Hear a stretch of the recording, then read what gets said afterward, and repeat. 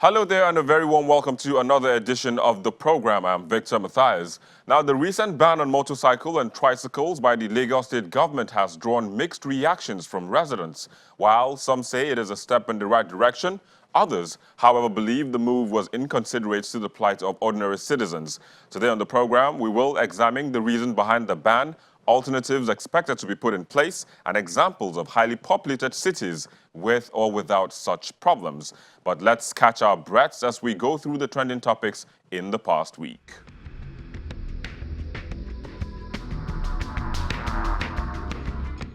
Nigerians, including top government officials, have been berating the state of insecurity in the country as cases of banditry and Boko Haram attacks seem to be occurring one too many times. Some also called for the president's resignation and removal of service chiefs, calls the president is yet to respond to.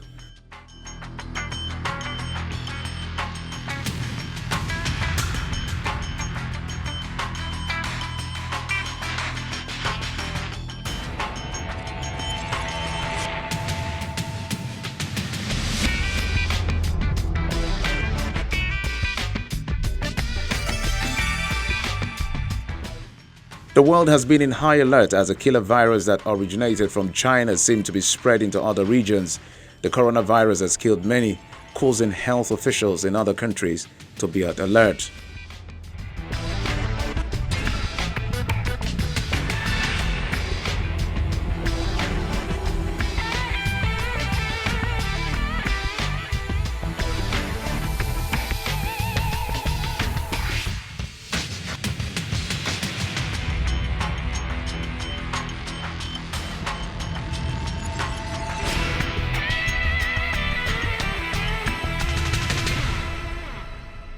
Well, there you go. Those were the trends in the past week. But joining us to look at today's topic, we have with us to my immediate right, Shehu Naobonle is a public affairs analyst. Thanks for joining us on the program today. My pleasure. Of course. And we also have Chinedu Azodo, co-founder of Max at NG. Thanks as well for being on the program today. Thank you. So, I mean, there's been the talk about the security in Lagos State and how to, mitigate and ensure that residents are safe, while doing their businesses. And as a result of that, the State Security Council, that's of Lagos State, decided that a means of transportation, which is the Okada or the motorcycle means of transportation, should be banned. Correct. What was your reaction when you got that news? Well, I mean, I was shocked. A key reason being that we at no point were involved in that conversation, right? I think there would be normally some market research, engagement of people, stakeholders, all that stuff. We still don't have any communication about this ban from the government today.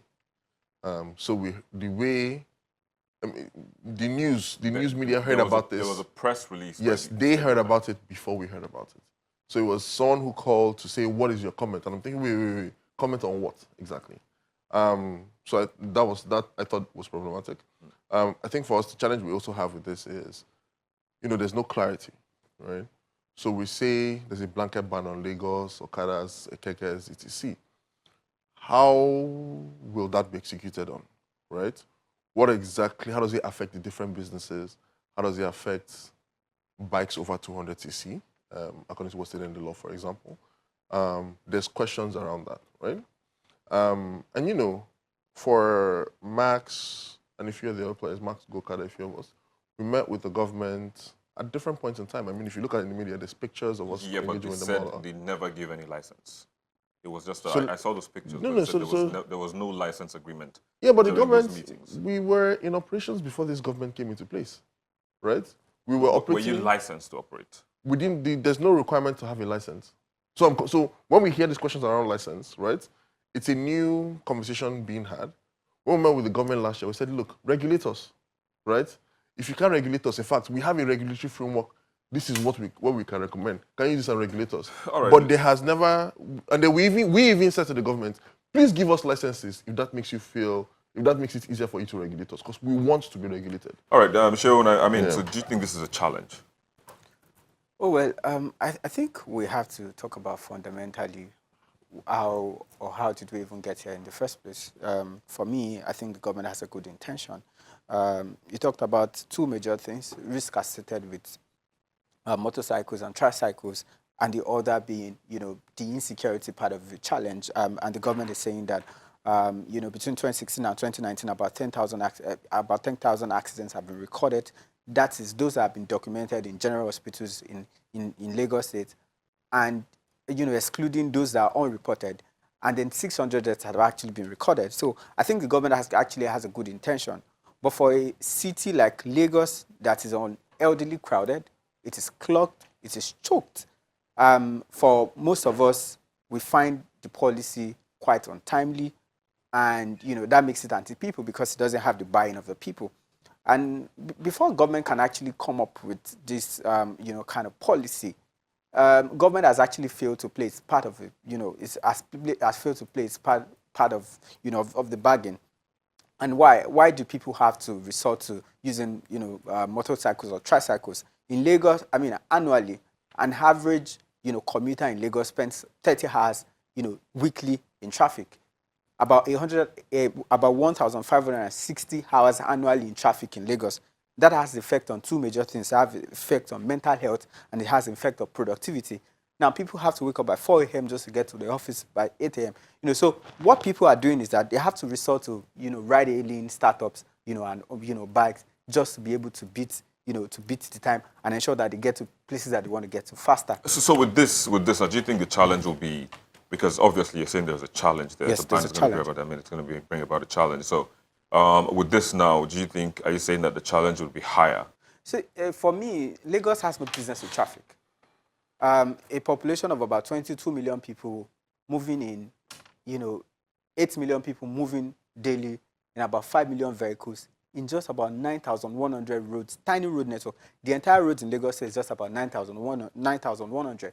Now, about 5 million vehicles have to cram those, roads every day in Lagos State.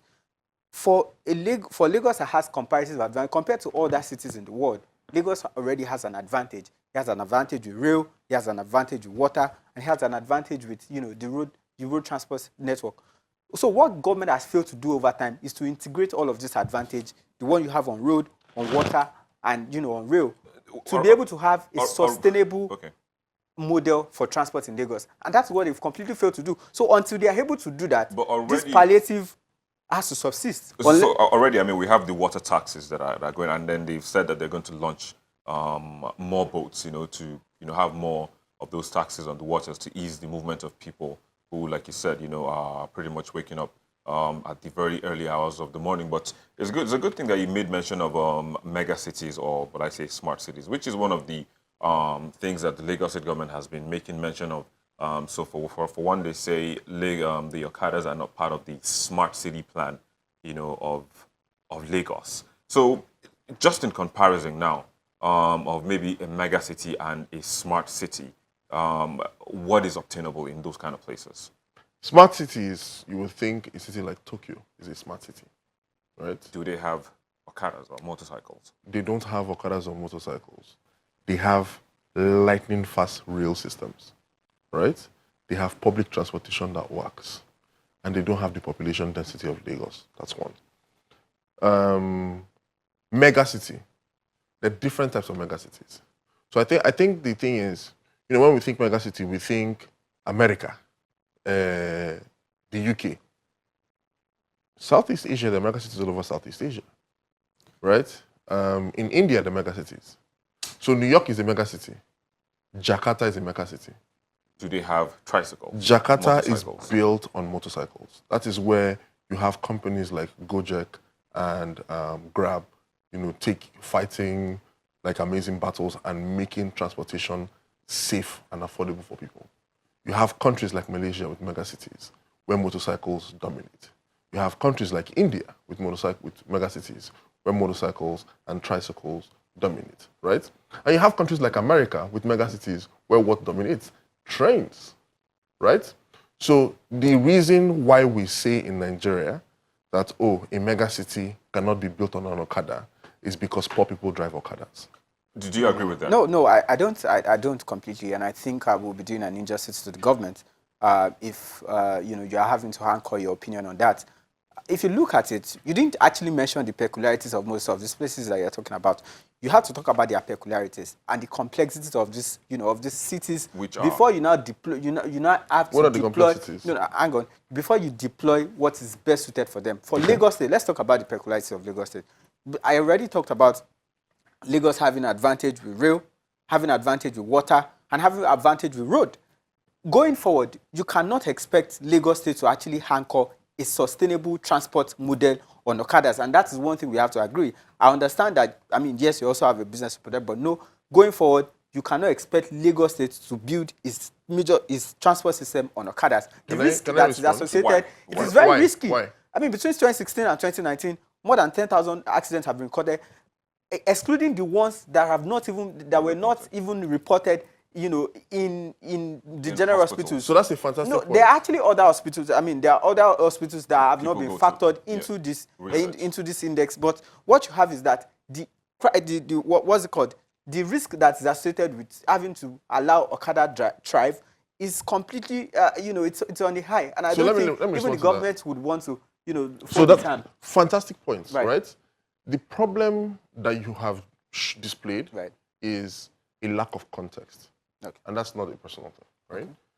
The fact that between 2016 and 2019, there have been 10,000 accidents reported in General Hospital means absolutely nothing. I just want to be clear with you. Oh, it means nothing? Pause. Nothing? Hold on. Okay, don't jump. Listen, context. Right, let's educate you. Right, how many accidents have we had from 2016 to 2019 in general? We've had at least 50,000. Sorry, 42,000. Are you therefore saying that we should ban all modes of transportation? Absolutely not. You're not unreasonable, correct? So if 1/4 of total accidents in that time frame are Okada related, are we then to say ban cars and trucks? It's stupid to say that, don't you think? Absolutely stupid to say that. So without context, what you're saying makes sense. The problem is that is a very uneducated view, right? Because it is not practical or based in reality. That's one. Let me finish. No, hold on. No. It's not the general view. So this thing is a propaganda conversation. If I tell you, hold on now. Let me explain. Let me explain. It's a propaganda conversation because somebody has pushed a propaganda and you've accepted it without questioning it. Pause. Let me finish. Pause. No, but you agree. Sorry, pause. Hold on. I'm 6'6" as a man. You are what? 5'8"? You're maybe 5'10", correct? Thereabout. In this room, I am a giant. In the barracks I grew up in, my own barracks, my neighbors who lived in house 45, the shortest person in the family is 6'4". The tallest is 6'11". In fact, more people are above 6'8" in that How does that relate to this? So the point I'm making is this. I can go outside and announce, I'm a giant, oh my God, I will kill all of you, and blah, blah, blah, because I'm a very tall person. But within this particular group, I am not a giant, because in practice, I am the second shortest person. Context is critical. Now, when we say... Can I just add one more thing? Let me just quickly comment, because, so talking about that context now, because we've been talking about numbers, or 42,000 or 10,000. Who did the research? Where is the statistics coming from? So we can get a lot of this information from FRSC's website. This is public information. Okay. Now, but beyond that, 10,000 Okada accidents between 2016 and 2019, how many were related to Max? How many were related to the organized business? Let's even put that aside. And then when you talk about like mega cities not building on that, you have to look at the advantages, right? Lagos doesn't have the money to build these trains in the kind of time frames that we're talking about. They don't have the money. No. What do you mean by Lagos? No, I don't talking about palliatives. Okay. Yes. The palliatives that have been mooted are small buses. Let's but the thing is, you remember I didn't finish responding. I don't agree that Lagos doesn't have the money. By 2100, Lagos is expected to be the biggest city. 2100 is in 90 years or 80 years. But hang on a second. About 88.3 million people are expected to populate Lagos State.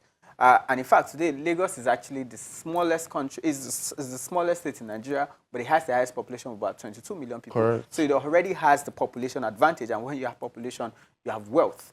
Now, to say that Lagos doesn't have the money is, I think it's quite inaccurate, because if Lagos needs to invest, what you need to do is a PPP, public-private partnership. It doesn't always have to come from the government. How do people invest in PPPs when policy somersault happens overnight? Let's hold it for a bit. We need to take a quick break. And of course, we'll come back. So we'll take a quick break and we'll be back in a moment to continue. Please stay with us. Thank you for staying with us. We still have with us right here in the studio, this ongoing conversation about the restrictions and bans on motorcycles in Lagos State. Seun Ogbenle as well as Chinedu Azodo have been here, trying to talk this thing out. But, so you were trying to respond just Yeah, I before was trying to respond. on the break. He was talking about how Lagos are going to a public-private partnership to provide all of these policies that, would make sure that, would ensure that the ban on the motorcycles are not really felt by the general populace. So that's so. In the 6 months between June and December of 2019, 200 million came into Okada transportation into Lagos from international investors. 200 million naira dollars. $200 million was put into Okada transportation by global investors, right? If you wake up and give people 1 week to shut down their businesses or do whatever the case may be, right, what you said to them is that you're not available for investment. It causes what you call capital flight, right? So when we talk about PPPs, right, I think that's very rich and makes assumptions that are not practical because you have to account the fact that there's risk for people who are bringing this money in, right? So in practice, and then, I want to respond to something that we talked about having a lot of people. Quickly. Having a lot of people who earn below $2 a day means that you're a poor country or you're a poor city, and we have to deal factually. Jakarta, like most of Indonesia, are island cities, right? So there are cities that have waterways running through, and Okadas are a critical piece to transport in those cities. Let's talk about the key thing is moving we forward, want to moving forward. Quickly. Moving forward.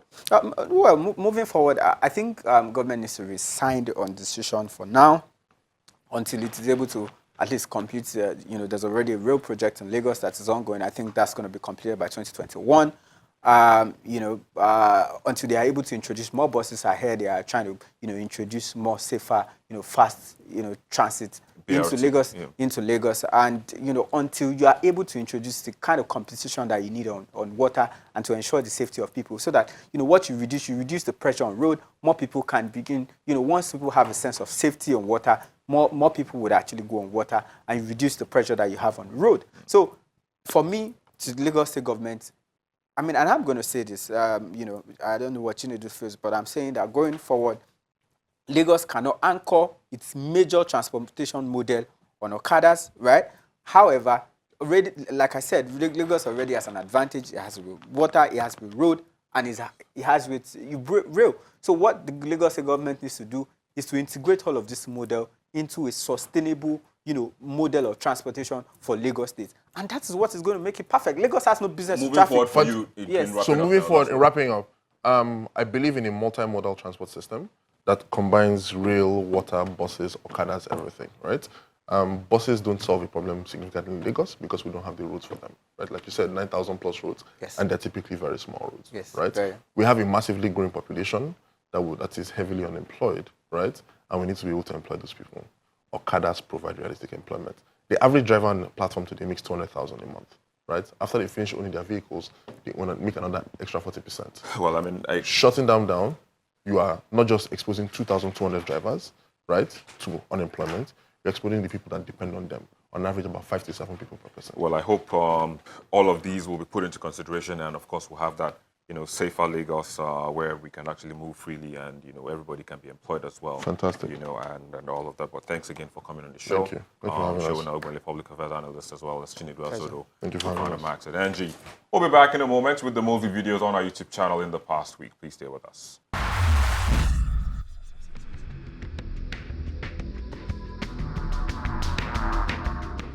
Your prices are good, and the entrance is this small door that says staff only. This week's top 5 videos begins with the shutting down of an Abuja supermarket that allegedly smuggled in products and animals from China. None of them is written in English language. We don't know what this is. It didn't even come packed. What exactly? These are frogs.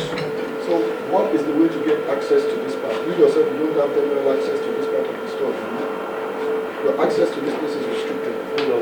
Not entirely like it's restricted or... Expiration date again 2037. And it shows that it's a sticker. Yes, it's a sticker. So I'm sure they have a lot of it that they can just Yeah, change. because sticker. what it is this.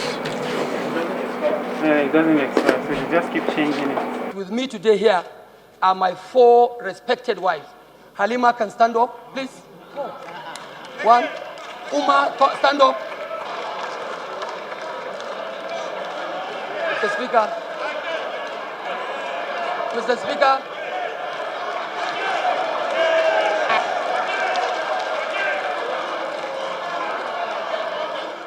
It is followed in fourth by the show-off of a member of the Green Chambers of his prowess in the home front.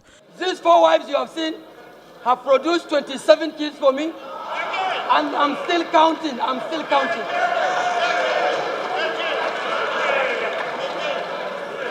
I want to tell you, Mr. President, if you didn't insist that we will not be partisan, I would have called out the presidential spokesman, Femi Adesina, who, when the CAN leaders complained about the killing of a priest, he turned around and said that the CAN was acting like a political party.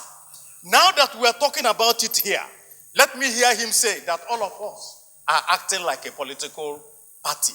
When somebody is complaining, Third spot is taken by the video of Senator Abaribe asking President Buhari to resign if the president can't handle the security situation in the country. we did not elect the chief of staff. We did not elect the joint chiefs. We did not elect the national security advisor. We elected the government of APC in 2015 and re-elected them in 2019. The reason why we re-elected them was that they continued to tell us that because they had the key to security, and the whole Nigeria voted them in 2015, and I agree with that. And I'm saying, Mr. President, when you want to deal with a matter, you go to the head. So we will go to the government and ask this government to resign because they can no longer do anything in this country. I didn't want him to plan with anybody and take the money or run away with it. So I wanted to give him a mindset that there was a higher person. The arrest of another suspect in connection to the Abuja bank robbery takes the second spot. That day we had one local made and one cement made on. We brought them together, but I had it.